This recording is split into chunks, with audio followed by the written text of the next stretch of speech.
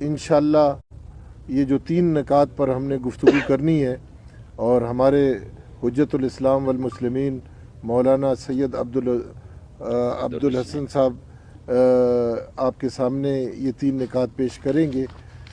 اس سلسلے میں ہماری امید ہے کہ ان تینوں نکاتوں کو آپ انشاءاللہ سوشل میڈیا کے ذریعے بھی، الیکٹرانک میڈیا کے ذریعے بھی اور دیگر جو ذرائع ہیں ان میں بھی آپ اس کو بھرپور انداز سے پیش کر کے آج امامیہ علماء کونسل کوہاٹ ڈویژن کا ایک خصوصی اجلاس قومی مرکز میں منعقد ہوا۔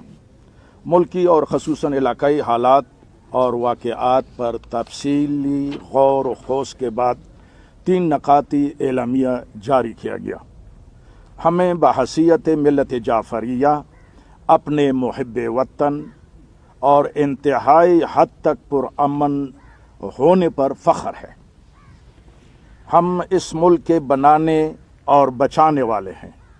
دہشت گردی، ملک دشمنی، لاقانونیت، فرقہ واریت کی ہمیشہ مخالفت کی ہے، لیکن اس کا یہ مطلب نہیں ہے کہ ہم متفقہ طور پر 2 دن پہلے امامیہ علماء کونسل کے سیکرٹری جنرل علامہ سید قیصر عباس الحسینی کے خلاف تعصب پہ مبنی غیر اخلاقی، غیر قانونی، غیر انسانی FIR درج کرنے کی شدید مخالفت اور مذمت کرتے ہیں اور انتظامیہ کو خبردار کرتے ہیں کہ وہ اس ظالمانہ FIR کو فی الفور ختم کریں، ورنہ ہم ہر قسم کا احتجاج اور کارروائی کرنے پر مجبور ہوں گے۔ مختلف دوسرے واقعات کے علاوہ DI خان میں ایک ہفتے میں 2 جوان تکفیری درندوں کے ہاتھ شہادت پا چکے ہیں۔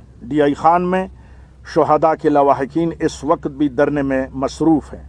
اگر انتظامیہ نے شہداء کے لواحقین کے مطالبے پورے نہ کیے تو احتجاجاً پورے صوبے اور ملک تک یہ معاملہ پھیل جائے گا۔ چند دن پہلے اچانک قومی اسمبلی سے سازش کے تحت منظور ہونے والا فوجداری ترمیمی بل کی سختی سے مخالفت کرتے ہیں۔ ملت جعفریہ اس بل کو مسترد کرتی ہے۔